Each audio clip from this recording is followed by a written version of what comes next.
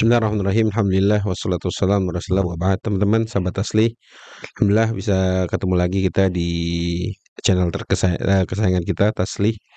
Yang alhamdulillah di kesempatan kali ini kita masih dalam program atau series yang baru bersama guru kita semua Ustadz Bambang Ridho Hafizahullah, yang di pertemuan sebelumnya kita telah membahas tentang konsep amal soleh gitu ya. Dan kita akan ngomongin apa lagi nih? Series kita judulnya Soleh dan Muslihun. Tidak cukup jadi soleh, kita perlu jadi muslih, soleh pribadi dan mensolehkan atau soleh berjamaah kolektif, kira-kira gitu ya. Tapi kita sapa dulu nih pemateri kita yang setia bersama kita, Ustadz Bambang Ridho. Assalamualaikum. Waalaikumsalam warahmatullah. Ustadz, kemarin kan kita di pertemuan sebelumnya ya, atau di episode sebelumnya bahas konsep amal soleh. Kalau diartikan amal itu ya karya lah ya. Ada karya yang sifatnya amal soleh ya buat diri sendiri, ada yang buat orang lain. Kalau yang kemarin amal soleh, kita hari ini kita mau ngobrol apa Ustaz? Judul apa nih? Atau tema apa yang kita mau ngobrol ini Ustaz? Kita hari ini mau ngomongin konsep beriman. Konsep beriman. Jadi kalau kemarin kita ngomongin konsep amal soleh dalam Islam, kali ini kita pengen ngomongin konsep beriman. Ini sebenarnya penebalan materi dari yang sebelumnya gitu ya, agar kita lebih paten lah memahami seorang muslim, seorang mukmin yang ideal itu seperti apa gitu kan. Kan kemarin kita definisikan namanya muslim yang ideal itu adalah yang memang berkarya gitu ya, karyanya bermanfaat, maupun itu dalam lingkup ibadah, syiar-syiar ibadah gitu ya, atau dalam lingkup sosial. Sosial itu tentu bermacam-macam, dari keluarga sampai nanti ke masyarakat umum dan seterusnya, levelnya bahkan mungkin sampai mendunia gitu kan. Atau yang berkaitan juga tentang dengan alam lah, bagaimana kita berinteraksi dengan alam, atau bagaimana kita memanfaatkan alam, karena alam sudah disiapkan oleh Allah dengan sedemikian rupa itu ya, salah satunya untuk dimanfaatkan gitu. Tapi untuk dimanfaatkan. Tapi kan dimanfaatkannya ada batasannya seperti apa kan, itu juga jangan sampai merusak. Makanya ada istilah amal soleh itu kan untuk membatasi itu gitu ya. Berarti yang merusak mesti nggak soleh? Iya pastinya itu namanya merusak gitu kan. Iya, nggak soleh dia gitu kan. Pasti nggak soleh. Nah, di konsep iman ini apa hubungannya, korelasinya dengan amal soleh? Atau mungkin gini Seth, kalau Anda boleh menebak, karena ada beberapa ayat Quran mungkin dimulai dengan iman kemudian amal soleh. Jadi kayak semacam pembuktian kali ya. Kalau ente beriman ya ente harus berkarya atau beramal soleh. Bagaimana Ustaz? Banyak ayat yang memang dalam Al-Quran kita temukan iman selalu dikaitkan gitu ya. Dalam satu ayat iman dan amal soleh gitu. Innalladzina amanu wa amilus solihat gitu kan. Atau walladzina amanu wa amilus solihat dalam surat Al-Asr kan. Betul. Jelas lah, mungkin yang paling gampang paling dihafal gitu kan. Al-asri innal insana lafi khusrin illalladzina amanu wa amilus solihat kan gitu. Jadi iman kemudian beramal soleh. Ya, satu. Artinya orang beriman itu kadang kita terjebak iman itu hanya dalam keyakinan gitu. Artinya amalan hati aja gitu kan, keyakinan. Padahal kan kalau dalam Islam konsepnya iman itu juga harus ada tindakan nyatanya gitu kan, harus tercermin dalam tindakan-tindakan nyata kan gitu kan, dalam perbuatan kita gitu. Berarti itu satu. Kalau orang beriman ya harus punya karya amal soleh juga kan begitu kan. Itu satu. Tapi kita ingin ada perspektif lain yang kita ingin gali dari beriman. Tapi kita nanti nggak akan berbicara tentang keimanan dalam arti atau detail-detail iman gitu ya. Pembahasan akidah dalam arti iman terhadap kepada Allah dan seterusnya, atau nanti ada bosnya iman dan seterusnya gitu. Tapi yang kita ingin bahas adalah begini Sat. Ketika seseorang mengaku bahwasanya dia adalah orang beriman, maka esensinya, intisari dari kata beriman itu adalah tanggung jawab. Apa yang dipertanggungjawabkan? Tanggung jawab terhadap seluruh tindakan dan perbuatannya. Oh, Jadi begitu. konsekuensi iman ya? Konsekuensi keimanannya itu seperti itu. Oke. Artinya dengan segala bentuk keimanan yang awalnya adalah keimanan dalam keyakinan gitu ya. Di hati. Iya, iman kepada Allah, kepada malaikat, kepada para rasulnya, kepada para kitab, kepada kitab-kitab yang diturunkan, kepada hari kiamat, qada dan qadar, Rukun iman nih lah. rukun iman lah. Nanti ada penjelasan lebih detailnya lagi gitu kan. Iman kepada Allah tuh iman kepada apa sajanya gitu. Bahwasanya Allah punya sifat-sifatnya, nama-namanya dan seterusnya, kuasanya kan gitu kan. Dan seterusnya. Tapi intinya dari keimanan itu adalah tanggung jawab terhadap seluruh tindakan. Orang kalau ngaku gue beriman, berarti dia harus punya rasa tanggung jawab dalam dirinya terhadap seluruh tindakannya dan dalam setiap kondisi kehidupannya.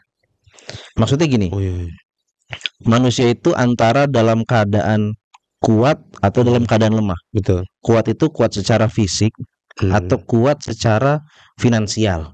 Oke. Dia punya mungkin punya kekuatan gitu ya, nggak sakit lah, nggak ada cacat atau nggak ada sehat lah gitu ya, bugar gitu kan. Atau dia kuat secara finansial, dia punya harta yang cukup banyak gitu kan. Atau dia mungkin kuat juga secara kedudukan.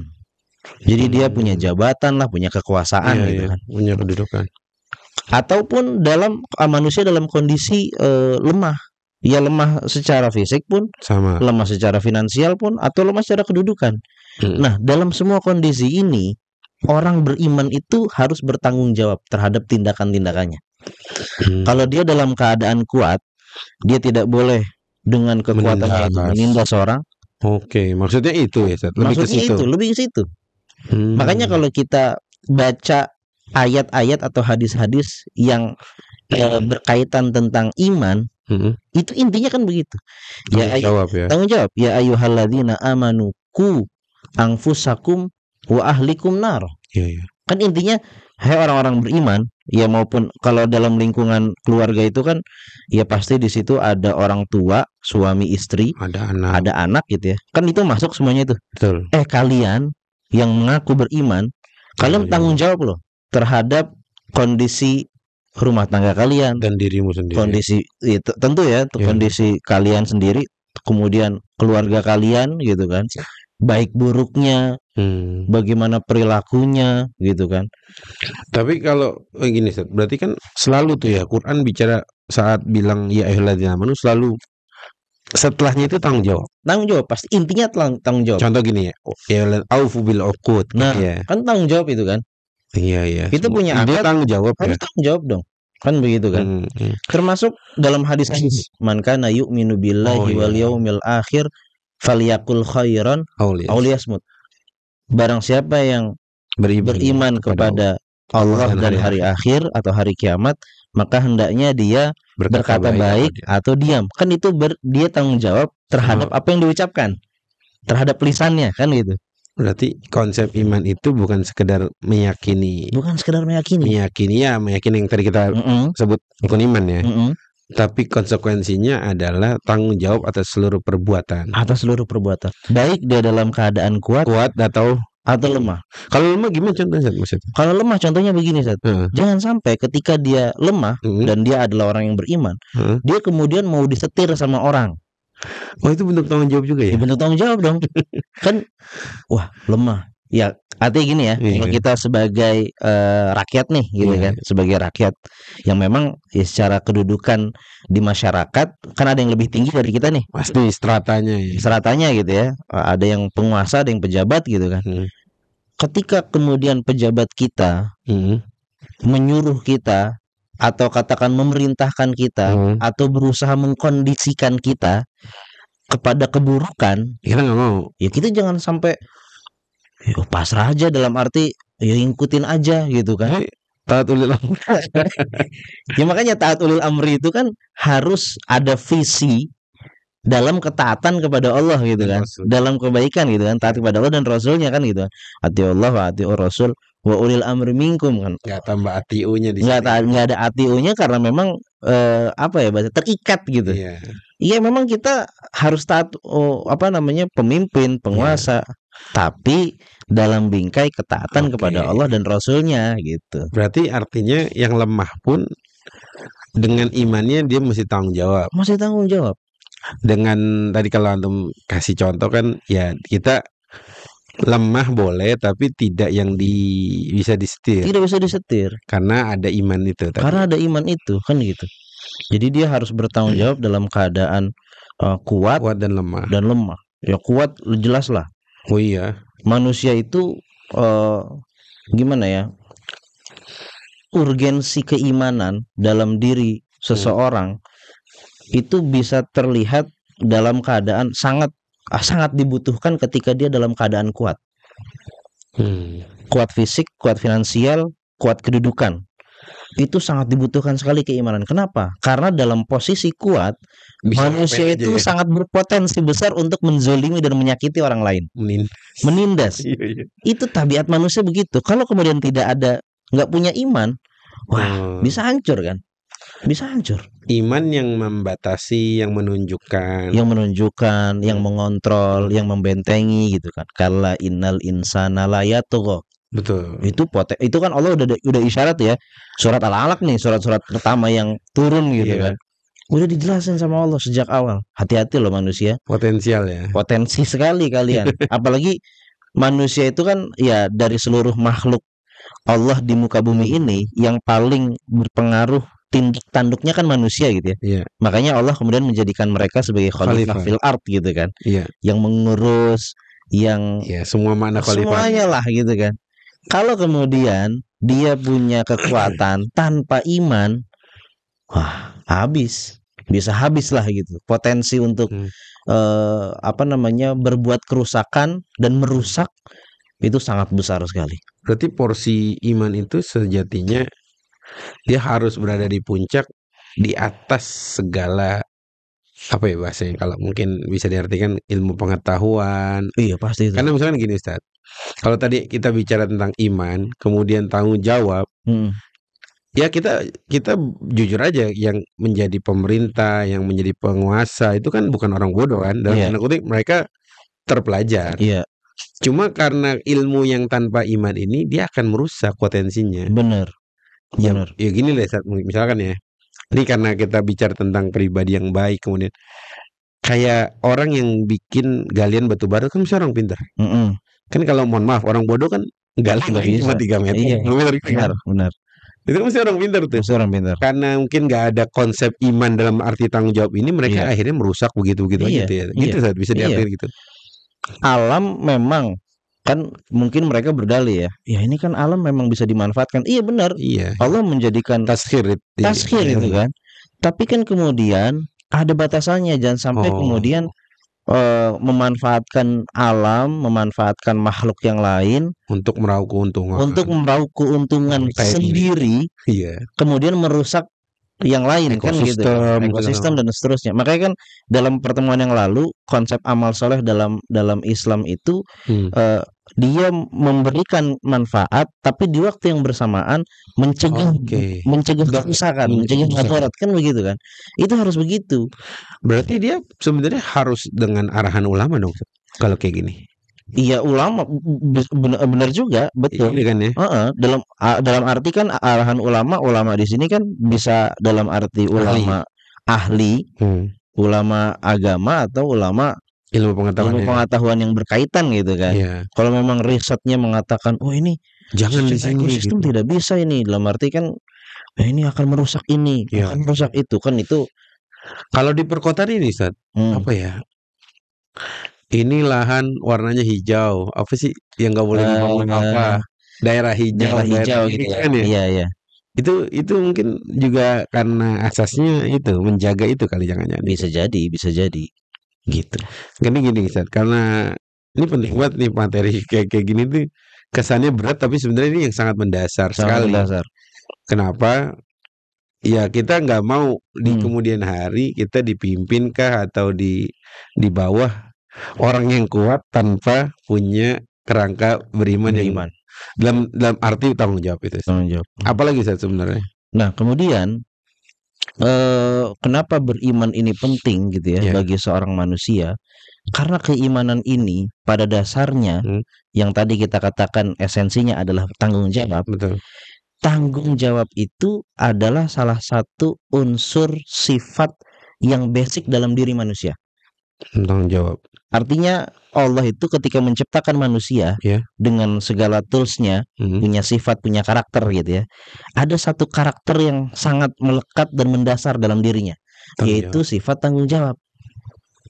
Sehingga kalau karakter ini tidak dipertebal, tidak di nggak tanggung jawab, hilang, bisa hilang. Sifat itu menjadi hilang gitu ya. Makanya harus diberikan energi,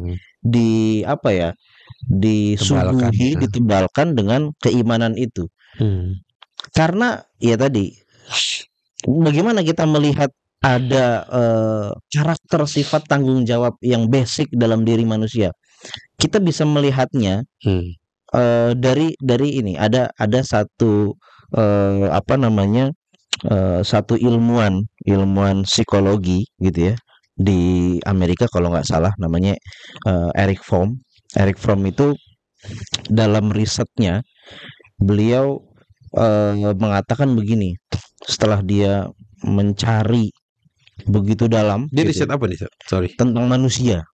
Tentang tadi sifat tanggung jawab. Iya, salah satunya. Jadi dia menemukan setelah dia mencari begitu panjang, riset begitu panjang. Ternyata ada sifat manusia itu tanggung jawab. Ternyata setelah dia panjang itu, dia menemukan bahwa dalam diri manusia ada sifat basic, yaitu tanggung jawab. Yang mana tanggung jawab itu bisa terlihat salah satunya dari kasih sayang seorang ibu kepada anaknya. Oh, itu tanggung jawab banget ya? Itu tanggung jawab. Tanggung jawabnya berbentuk cinta. Jadi cinta itu kadang ini kan ya orang senang gitu ya ngomongin cinta gitu. Cinta itu kan salah satu bentuk fisik atau bentuk nyata gitu, bukan bentuk fisik, bentuk nyata, bentuk konkret gitu ya, atau manifestasi dari tanggung jawab. Nah, itu sangat terlihat sekali kalau kita melihat ada kecintaan, perbuatan yang itu menunjukkan cinta seorang ibu kepada anaknya. Itu sebenarnya bentuk tanggung jawab seorang ibu terhadap anaknya. Kan begitu. Nah, artinya penemuan Erich Fromm tadi itu membuktikan kebenaran Al-Quran. Ayatullahi fil anfus gitu kan. Tanda kebesaran Allah yang ada dalam jiwa diri manusia kan gitu kan. Dari ayat-ayat yang tadi kita temukan itu kan memang manusia itu diciptakan oleh Allah ada karakter sifat tanggung jawabnya gitu. Itu Erich Fromm kemudian menemukan, oh iya benar. Dengan penemuannya dia, dengan risetnya dia, oh iya benar. Berarti kan sejalan. Ini menjadi menarik dan menjadi unik untuk kemudian bahwa ya penemuan-penemuan ini menjadi bukti gitu kan, kebenaran Al-Quran, kebenaran Islam dan seterusnya. Tapi gimana caranya Ustaz untuk let's say atau inilah cara menebalkan tanggung jawab itu dengan apa Ustaz? Nah, ini dia yang supaya nggak lupa gitu. Ya tentu keimanan ini berkaitan dengan bagaimana kesadaran manusia dengan hubungan dia dengan akhirat. Oh gitu. Dengan akhirat. Karena begini, sebenarnya setiap perbuatan kita bisa dipertanggungjawabkan kepada kekuatan yang lebih tinggi dari kita gitu kan. Artinya gini, kita kerja nih, ada orang kerja dalam sebuah perusahaan. Ada bosnya. Kan ada bosnya kan? Dia bertanggung jawab. Kan dia bertanggung jawab kan? Dia akan mempertanggungjawabkan kerjaannya kepada bosnya kan gitu kan. Nah, tetapi kalau dalam Islam tanggung jawab itu harus berada di sisi kekuatan yang kekuatannya sangat mutlak. Allah. Ya Allah jelas. Kita sebagai hamba bertanggung jawab atas perbuatan kita kepada Allah. Atau mempertanggungjawabkan seluruh kecil besarnya gitu kan. Kan di sisi Allah kan. Makanya dalam Islam ada konsep hari kiamat, ada hisab, ada hari pembalasan kan gitu kan. Kalau bahkan dalam bahasanya surat apa? Faman ya'mal mithqala dzarratin Itu kan Al-Qari'ah. Al-Qari'ah dia. Sekecil apa dzarrah itu para ulama ada yang Atom mengatakan atom, ada yang mengatakan biji sawi. Intinya kan kecil sekali gitu kan. tetap dipertanggungjawabkan. Tetap dipertanggungjawabkan. Nah, dalam Islam tadi begitu konsepnya, agar kita benar-benar sadar, bisa mempertebal keimanan kita setiap saat, yang memang iman itu kan kadang naik, Ya, kadang kadang. turun gitu ya. Tapi ketika kita sadar bahwasanya kekuatan yang ada untuk kita mempertanggungjawabkan seluruh tindakan kita itu adalah kekuatan yang mutlak, yang sangat besar, yang tidak, ya udah nggak ada lagi. Nggak ada lagi. Selain kekuatan itu nggak ada lagi gitu ya. Itu adalah Allah. Dan nanti ada hari kiamat, ada hisab, dan ada seterusnya. Berarti dari awal seseorang ini, khususnya muslim ya, dia harus ada orientasi akhirat dong, Ustaz. Harus, wajib. Sebagai ya tadi konsekuensi dari keimanan, dia tanggung jawab. Dan tanggung jawab itu paling ujungnya kan di akhirat ya. Nah, gini Ustaz, kadang sebagian orang kan apa ya, mungkin bukan sebagian orang muslim, tapi kalau orang musyrik Mekah ya kala itu kan dia sangat kufur tentang kebangkitan kan. Makanya ayat-ayat Makkiyah itu turun ya tentang bicara temanya kiamat kan, tanggung jawab gitu-gitu. Apa itu mungkin rahasianya supaya ketika dia beriman, convert to Islam, dia langsung menyadari kalau ini tuh tanggung jawab sampai akhirat. Itu sangat basic sekali itu, Sat. Sangat mendasar sekali. Karena kalau nanti orang dia punya rasa tanggung jawab, tapi dia masih level pertanggungjawabannya, dia masih merasa di kekuatan yang belum mutlak, belum Allah nih, si manusia gitu kan, atau sistem gitu kan. Itu nanti akan mudah sekali goyah. Dampaknya dia nggak kokoh. Nggak kokoh. Karena ada cerita gini, Sat, menarik. Dr. Majid pernah menukilkan gini dalam bukunya. Jadi tahun 1980 gitu ya. Itu ada sebuah berita gitu ya. Nggak tahu berita di televisi atau di media cetak gitu ya. Tahun 80 Paus dari Vatikan itu datang ke Amerika. Datang ke Amerika, salah satu seruan yang dibawa oleh Paus gitu ya. Itu adalah menyeru kepada para wanita untuk tidak melakukan aborsi. Itu seruan dari Paus. Iya, karena mungkin pada saat itu sedang marak-maraknya aborsi gitu ya. Ya mungkin dengan berbagai macam alasan, dengan segala macam dinamika yang terjadi sampai banyak yang aborsi, itu kan berarti kenapa gitu kan. Tapi intinya Paus mengatakan menyeru untuk jangan melakukan aborsi gitu kan, karena aborsi ini tidak baik dari segi medis dan seterusnya lah gitu kan. Nah, setelah Paus pulang gitu kan, nah ada tuh mungkin ya bahasanya sosial eksperimen atau ada survei kecil-kecilan gitu ya dari beberapa pihak gitu ya, yang menanya beberapa wanita gitu ya setelah kedatangan Paus dan setelah ada seruan itu gitu ya. Bagaimana menurut Anda? Apakah Anda akan melakukan aborsi atau tidak? Atau akan mengijabahi akan mau mengikuti seruan Paus atau tidak kan gitu? Apa kata ada wanita yang ditanya gitu? Lah, ngapain Anda ngikutin? Orang Paus ada di Roma, aneh ada di sini, ada di Amerika. Artinya Paus kan nggak tahu kalau aneh melakukan aborsi. Ya mana-mana aja selama dia nggak tahu.